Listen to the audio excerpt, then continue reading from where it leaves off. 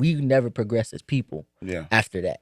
So if somebody betrays my trust and I am now a person who is like, I'm never trusting anybody again, well, I'm now being lapped by everybody around me. I'm now missing the opportunities. Yeah. I'm now missing my natural progression in life because I am holding myself back. Mm. So a part of regaining the trust is don't do it for that person that betrayed your trust. You gotta do it for you.